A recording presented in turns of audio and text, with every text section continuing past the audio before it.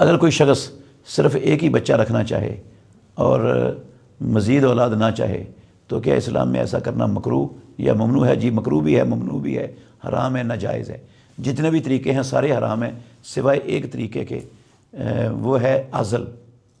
عزل کرنے کی اجازت ہے لیکن پسندیدہ نہیں ہے اسلام میں، وہ بھی ناپسندیدہ ہے۔ رسول مکرم صلی اللہ علیہ وسلم کے فرمان کے خلاف ہے یہ سوچ صرف ایک بچہ رکھنے کی۔